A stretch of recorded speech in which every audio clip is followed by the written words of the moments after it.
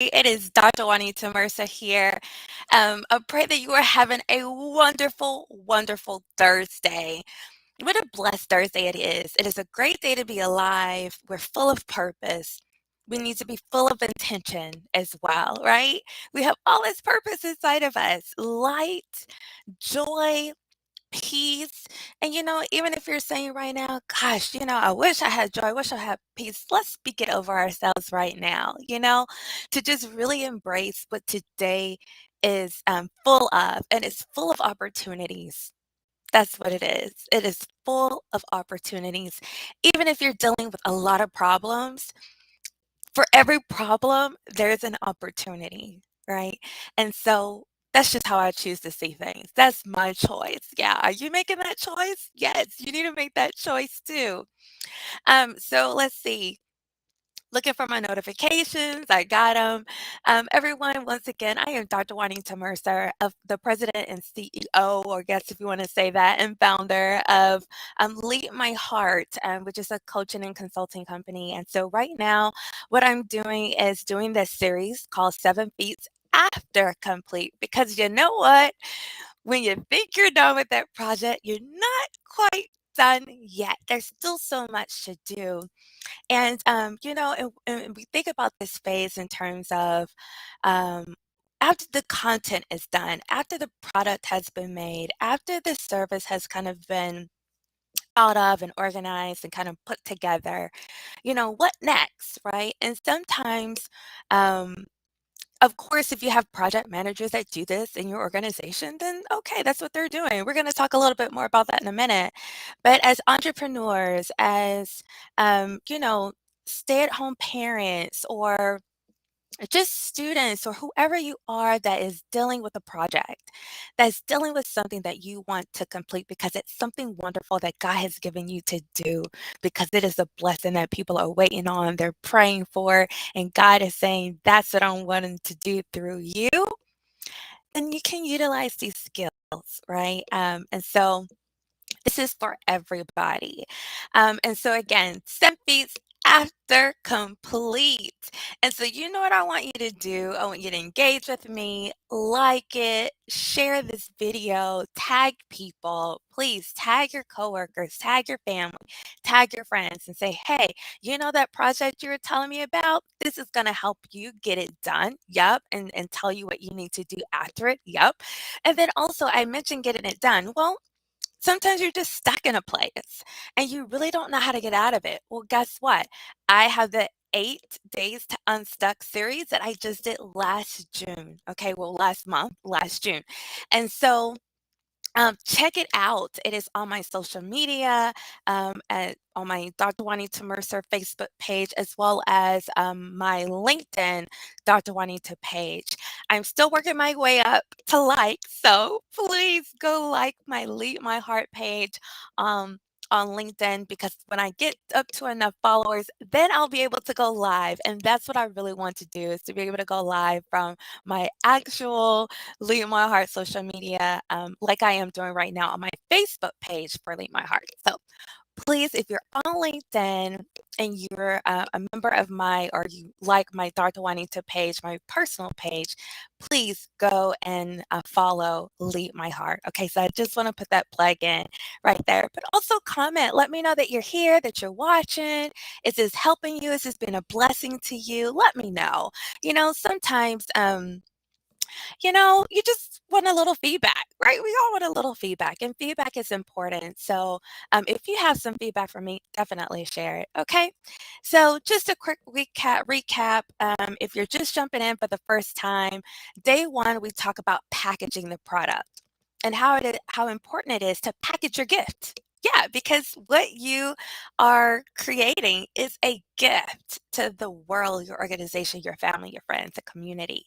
And then day two, we talked about delivering the project and knowing the difference between delivering tangibles and executing the intangibles. Okay. So go check that out, because there are a lot of great points there. And then for day three, we talked about how to communicate, right? Having the right communication plan with the Rossi. And who are the Rossi? Do you remember? Those who are responsible for the task, accountable for the task, consulted for the task, or need to be informed with the task. So, if you're not familiar with Rossi, you want to know more about that, go check it out. And even if you are, maybe I provided fresh new perspective that you haven't thought about and that could help you. So go check that out.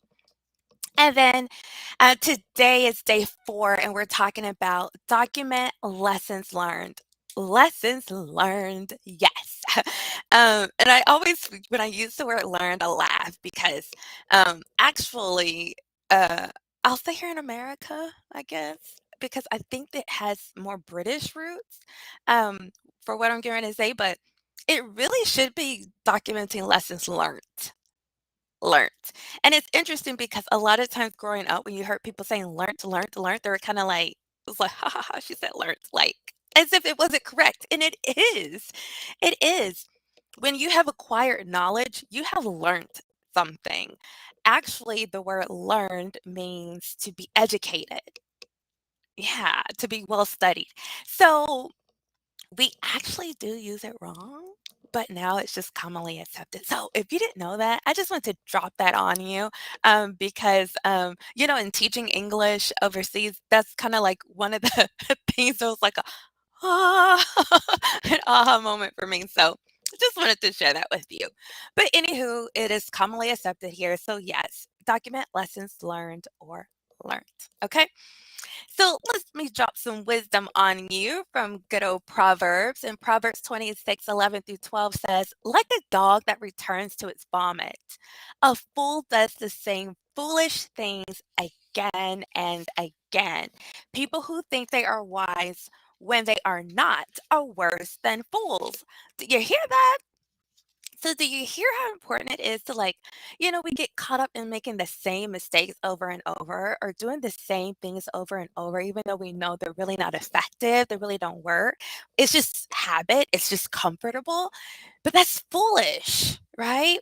And so we really do need to grow in wisdom. And that's what learning how to document the lessons learned in the project is so important. It's so, so important to get a good handle on this. Proverbs 15:21-22 says, folly brings joy to one who has no sense. I laugh when I read this because I just love how it says, like, it calls you out. But folly brings joy to one who has no sense, but whoever has understanding keeps a straight course.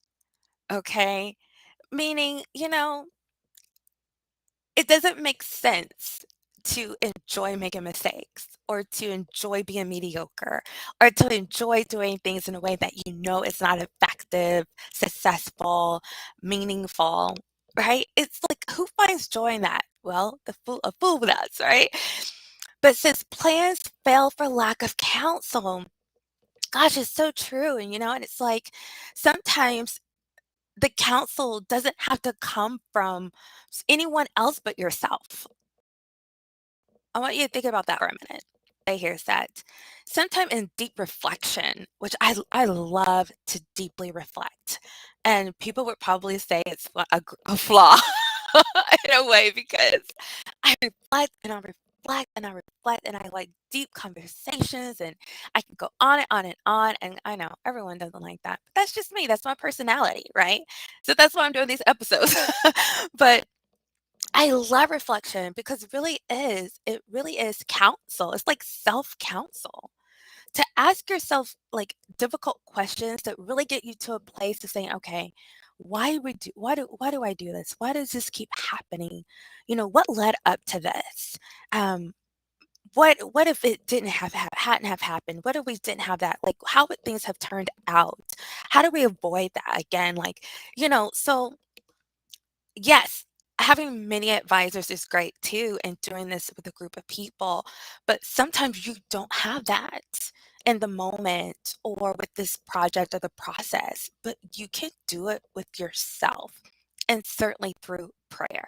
But definitely, you need to self reflect. You need to ask the questions. You need to understand, like, what is the course? What's happening on the course that's not the best thing, and how do we fix that, right? So, the whole idea in documenting your lessons learned is to, you know, you understand that is to help you do more of what went well and less of what went wrong. I know that that sounds overly simple, but let's just take that in for a second. To do more of what went well, okay, and less of what went wrong. Simple but powerful, right? So, when I show you the statistic in a second, this is gonna blow your mind, right? So I want us to kind of just kind of take this in right now because I'm going somewhere. Now let's get to the how, right? Um, because I'm always big on that. Let me go back. Let's get to the how. Because so many people are good at telling you why you should do something, why it's important you should do something, but never how you should do something. And so I always make that a personal challenge to make sure that I'm always giving you the how, not just the why, but the how. Okay. So, so this research, I think he's a statistician, and he says Georgie P. Bach said, all models are wrong, some are useful. I love this because it's so true. You know, as coaches, as consultants, as researchers, we all have this desire to have our model, to name it, to say, this is what I use. This is, this is going to help you. I'm big on that. I am. I'll be honest. I love creating models, right, of what works for me. Is it going to work for you? Maybe not, right? Is it gonna work for you in your particular situation? Maybe not. Is it gonna work for you in your particular organization and business and practices? Maybe not, right? But can it be useful? Yeah. Is it all useful? Maybe not. Is it a portion of it probably useful? Yeah, right? So what he's basically saying is that all models are wrong because when you're using models as a predictive tool, think about this from a statistician research perspective.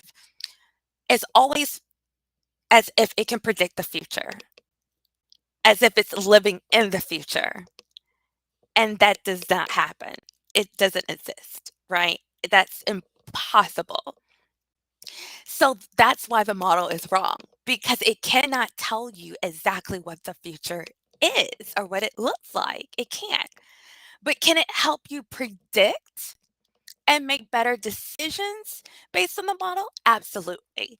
So I just want to drop that on you so that anytime you're looking at models and people having matrices and graphs, they're all great. Are they all perfect? No, they're not. But are they useful? Yes, many are. Okay. So I wanted to say that before I threw this Project Management Institute graphic up here because this is the standard way of documenting lessons as presented by the Project Management Institute. Okay. And so anyone in project management, even if you didn't get your certification from this particular institute, I did not, but I'm still certified as a project manager. But they always go back to the Project Management Institute kind of information, practices, because they really do set the standard. Okay. And so it's a great thing. It's a model. Now, I don't necessarily agree with how it's presented because my mission, anytime that I'm, doing these type of series and helping you all coming to speak and coach you, my job is to make it meaningful to you and to how you're going to use the information. The model is great, but if it's not practical in how you can use it and apply it to your situation, then we can make it better. And I feel like I've made it better, right? Because for me, I have a different mission than what they have, and that's okay. Their model is useful, and I've just tweaked it to make it more palatable to your situation and more flexible, okay? But I do want you to know this. Um, whereas most organizations use this in their project managers, have these systems in place for documenting lessons learned. Look at the statistic. In 2008, yes, it's dated, I know, I couldn't find anything more up to date, but I was like, "Wow." Honestly, I underst let me I'll say that in just a second. In 2008, 62.4% of organizations had formal procedures for documenting lessons learned.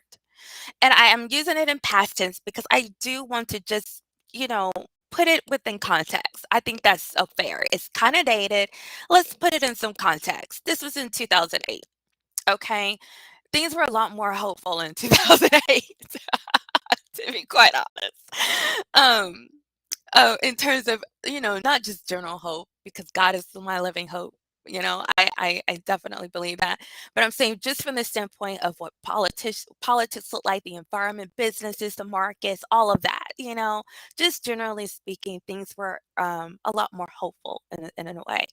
But at that time, 62.4% of organizations had formal procedures for project management, for documenting lessons learned and all of that. But 89.3% of those organizations don't actually use them. What? So you mean to tell me, like in most organizations, because let's bring this forward to now 2022, where people are feeling more pressure.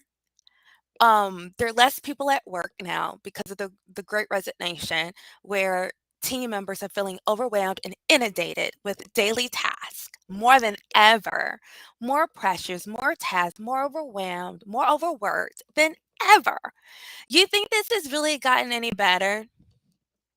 Probably not, right? I'm just kind of putting some sense to this. It probably doesn't look much better. And so for me, you have to kind of then step back and ask the question, why? If people are already overworked, it's just like the reason a lot of people honestly probably won't want to watch the series and won't utilize these tools. You know why? Because honestly, it feels like one more thing to do when you're already so overwhelmed with what you have to do. I get it. I understand. Now, do I want to be a part of what you're doing? Absolutely. But do I get that you're struggling with that inner feeling and that inner um um kind of restraint that's like, I don't want to do anything else. All you do is tell me assignments and tasks I need to do, and I don't want to do that. I get it. But this is happening in the workplace too. So project managers, let's think about this. Great work. They do great work, but they're not the only one who does the work. They have teams, but are making a lot of money to really not be following a lot of the tasks and procedures that are in place. And it's nothing against project managers because they don't work within a bubble, right? It's the whole organizational system that's at fault. But so often you put so much time and work into building systems and infrastructure for things that you do not follow. And so that's why you're unsuccessful. That's why your projects fail. That's why you're not meeting your goals with the change and things that you initiate. You have to follow it. But I think it's important that you create models that fit what you want to do. I I truly, truly believe that. Stop going with the mold, break the mold. And then with those pieces, you put together what works for you. And so this model that I'm presenting today works for me, and I think it's going to work more for you. Because let me go back to something here. And the Project Management Institute model that they present, you identify lessons, you document them, meaning you write a report and you share these findings, and then you analyze the information. As a researcher, that is completely backwards. Please do not write a report and present findings to me and then go analyze that. Please don't do that. Please don't do that. You need to analyze. You need to organize your data. You need to find relationships, cause and effect, all of that, and build your models before you write your report and present that. right? So again, for me, practically, this doesn't work for me. It's a great reference. It's useful, but this is what works for me. And that's why I'm sharing it with you today. Okay, so let's get to content. Okay. Number one, when you're documenting lessons learned, you need to identify, okay, what those lessons are, right? And you think about this by, what's happening. So first you got to listen. You got to listen to people who are telling you what's going on. You need to observe what's happening throughout the process of your project. You need to reflect on it, okay, by asking yourself good questions, asking other people questions, and collect the data on these experiences, okay, during every phase of the process, not just here at the end, at the big planning stage when you do your kickoff and when you're doing again, your planning and then you're executing, you're starting the process, you're putting together your team, you're working on it. At every milestone within every phase, you need to stop and ask yourself, what have we learned here? Okay. Um, so if you haven't done that, if you're just now coming into this with these series on how to really better lead yourself as a project manager, even in your personal life, you need to do this. And then, of course, if you're working in a more formal setting where you're the project manager or you're the leader, you need to host a lessons learned session with your team where you actually are more intentional about doing this. Okay, so let me also show you my model for reflection. Okay, I use this, it helps me when I'm asking myself those deep questions. And so, this is what I ask myself. What is, if it's current or was, thinking of reflecting on something past, okay? What was simple about this? Okay. And I'm going to document that. What was awkward? And what I mean by awkward, let me go back to simple first. I moved too fast from that. What was simple? What was easy? What was effortless? What was just, I mean, easy selling? Those are good things to document because when you're documenting lessons learned, it's not just for the negative things, but the positive things as well, because you want to keep doing what was positive and do less of what was negative, right? So start out with what was simple and then think about what was awkward, what was uncomfortable, what was uneasy. Okay, because it could have been when you approach a client, when you approached a team member, when you had to go to that supervisor to discuss something, it was a little awkward. It was a little uncomfortable because people didn't know what was going on. Like those are the kind of moments that question brings up. Maybe it was how the communication style, but what was awkward? What did it kind of look right, sit right, feel right, right? Then think about what was enjoyable. Hey, we're back to the positives. Like, hey, I loved it. I enjoyed this because you want to document your feelings as well. Like, because that also gets back to, I'm thinking about my series from 8 Days to Unstuck when we talked about your triggers of procrastination. Like, how do you feel when you're getting ready to work on something? And you need to address those feelings because we're human beings. We feel, we don't want to do things. We don't feel like doing things. We don't like doing things. And that's what the whole kind of premise of Lead My Heart is all about, is that we have to own our heart and our feelings as human beings. And then we have to lead that. We can't just lead our mind and intellect and then idealism and think about what we would like people to be like. You have to lead people where they are. And as an entrepreneur, as a self motivator, you have to lead yourself where you are too, right? So think about how your feelings tap into what you're doing and the lesson learned about what was enjoyable. Okay, what was challenging? What was difficult? What was hard? What was unbearable? Write that down, for your lessons learned. What was surprising? And when I think about surprising, could it be like what was new, what was novel, what was unexpected, what was unplanned? Okay, those are things that you really want to capture. And then lastly, defunct. What was defunct? Meaning what was dysfunctional?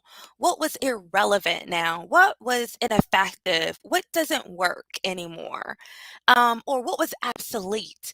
Those are other synonyms that you can relate to defunct. And so that's my reflection model.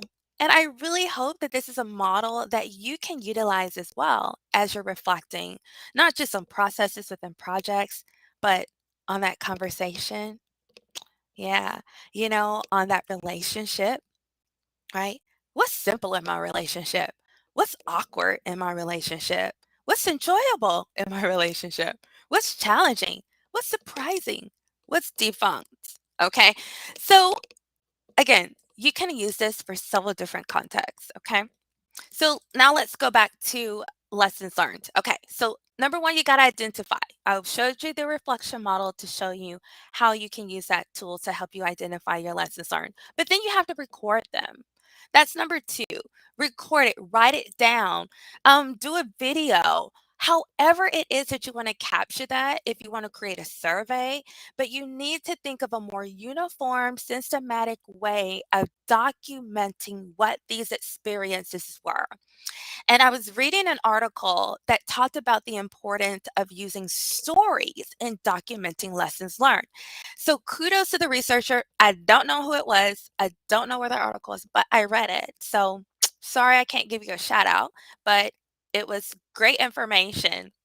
But I think it's so important to think about that in storytelling, um, because again, you capture the whole context of the experience in the process, not just the what, but the when, the who was there, who was involved, the feelings, and all of that. So that was a good tip. Number three, analyze. You need to now organize the data. Don't go write a report. You need all this data you have, you need to go analyze it. Organize it, put it into categories. What are the different factors that are coming together? What are the different constructs that you're seeing? Was it mostly technology? Was it mostly people or staff? Were the lessons mostly revolved around a process that needs to be tweaked? What were your themes? Okay. So that's how you analyze and make sense of these lessons learned, because then from there you need to document. Now it's time to write your report. Now that you have those things, now that you have those categories, now that you know how to kind of talk about these lessons and present them, now you can do that. Now you can write your report. You see how that makes more sense, right? Than analyzing and then go report and present, because now that you need to write a report of the lessons learned and present them to your different stakeholders, you're going to tweak your reports and how you present your lessons learned depending on who you're talking to. Lessons learned to your project team versus lessons learned to your clients, come on, or your customers, it's going to look very different. You understand, right? That you need to be tactful in how you communicate those different things. Okay. So when you're looking at your report, of course, you want to break it down into your summary. You always want to start with a summary of your report. Then you want to write your detailed report, okay, of all the different lessons and all of that. And then the findings. So make sense of it. What does this all mean? Okay. And then you also want to have your recommendations. So again, you want to provide a summary, a detailed report, findings, and then recommendations. And really, it should just be about 3 pages. It shouldn't be long, straight to the point. Okay. Especially if you're doing this at different phases. Okay, to say this is a report for the initial phase, this is the report for the execution phase, and this is the report for the closing phase. Okay. Um, so a good way to think about and how to write your report is using the what, so what, now what model. I love it. One of my mentors, my dear sweet sister Etling, she was my advisor, my doctoral advisor and mentor. And she introduced this to me, and it was so powerful as a way to think about writing reports and presenting information. The what? where you give your definitions, you define it. What is it? What is happening? Um, what is the source, right? And then, so what? Why is it important? Why is it relevant? Why are we talking about it? Why does this need to be addressed, right? And then the now what? What are we going to do? What are our recommendations? What are the next steps? What are the actions that we're going to take? Okay, so let's review that. That is the what, the now what. I'm sorry, the what, so what, now what. What, so what, now what. Okay, what, definitions. So what, relevancy. Now what, next steps, actions that you're taking. Okay, and then next you want to store, okay, all these lessons learned, and meaning that you want to put it all in a centralized place where everyone on your team has access to it. So typically it could be a cloud. If you're a small business or something like that, you may not have the PMTs, the project management tools, software and all of that to, handle this.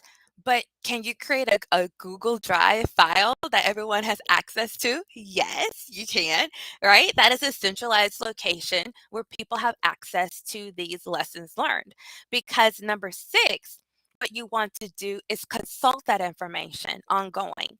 So PMI says you want to retrieve it. That's very technical. And I don't think that word retrieve really speaks to the heart of what you need to be doing with these lessons learned. And so that's why I prefer to use the word consult. Because when you use the word consult, is as if someone else has information that you need to do great work, right? That's why you hire consultants. That's why you should hire me, right? To help you do great work because I have information and tools that you need. So let's consult these lessons learned, right? Let's go and look at them and read them and review them before starting the next project. And another great thing to do here is to create keywords database. That sounds really fancy, but it could literally be just an Excel sheet where you have keywords, right?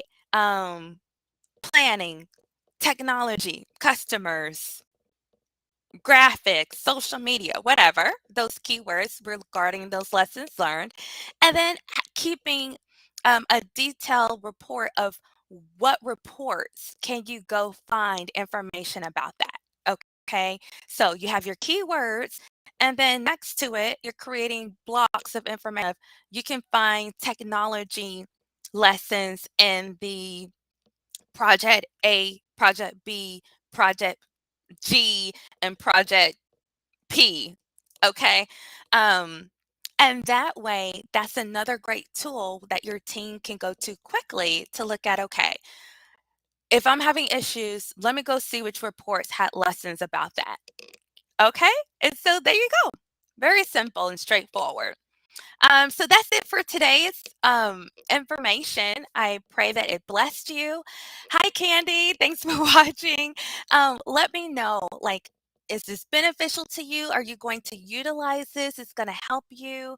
How do you, what, how did you respond to my model versus the PMI model? What do you think? Do you think it's going to be more flexible and relevant to the work that you do? Let me know. I would love to hear from you. Okay. And of course, keep in mind that all these tools that I present here in the live or the recordings, I have on my social media as well. Okay. So just like the reflection model and the steps to documenting lessons learned, it will all be on my LinkedIn, my Facebook, and my Instagram accounts. Okay. So I have a lesson learned, let me tell you, and that lesson is I need to take more breaks. I need to take more Sabbaths. I need to get better, like organized with my series and not put so much work on myself. And so I had episodes 6 and 7 airing on Saturday and Sunday, which would have put me in a lot of kind of time constraints. with things that I have going on Saturday and Sunday. Saturday, my mom is going to be featured as an author at Barnes and Noble, so I'm super excited for her. Um, at 1 o'clock, and so I want to be available to her that day to do what I need to do, and then of course being at church on Sunday, and then not wanting to feel rushed to do all of that. And so, in my mind, I'm thinking, I love consistency. I want to be consistent and all of that. And so that's why going into the weekend, I really wasn't thinking about that in that way. But what I'm going to do is pre record my episode 6 and 7 that will air Saturday and Sunday. And I think it's Saturday and Sunday. Yes, Sunday's the 24th, right? Yes, that's the last day of this series. And so they will be pre-recorded because I need to be available to my mother. I need to be at church and be able to focus on that. And I need to take a Sabbath. I sure do. I need to take a break, a rest. And I'm going to talk more about that offline from the video of the importance of Sabbath and taking rest and the importance of recovering, especially as entrepreneurs and just everyone. Everyone's still overworked, and so I might even do something a little bit more detailed on that because I think it's so important when more and more people are considering themselves work martyrs. What? Come on, you know, be a martyr for Christ. For for um gosh, for salvation, not for a job, for tasks, for things that we should be doing together in community, sharing the load and everyone doing their part. That's not okay. We need to rethink that. And so let me be a model of that. And so lesson learned, right? And that's what I'm doing about it. So there you go. And then also follow my Instagram and LinkedIn for Lead My Heart for weekday inspirations. So I present to you a Bible scripture themed right now. For all the way through the end of July, we're talking about the importance of depending on God in the workplace. And so that's the theme. Follow my Instagram to get those every weekday. And let me tell you, if you lock into this, your weekdays will no longer be your weekdays. Okay? Get empowered and be transformed by the word of God and how we can utilize those leadership principles. Also, book me. Book me. I would love to be your consultant. I would love to be your coach. I would love to partner with you in helping you reach your goals. Okay. I want to coach and consult myself out of a job because you get the tools to be able to re implement, and keep moving forward. You can also bring me in for motivational speaking, bring some light into your workplace. For workshops, seminars, interviews, podcasts, I'm ready. I'm available. Let's do it. And you can do that by completing my request form at leadmyheart.com/book. Go complete the form. Let me know how I can partner with you on reaching your goals. Okay. And I'll get back to you. So we finished episode 4 today. Episode 5 airs tomorrow, and we will be talking about evaluating the project because evaluation is important. Okay. We have to do that. So that's it. Like, share, react, comment, all of that. And remember, in everything you do and with everything you have, everything, love God and love people. Goodbye.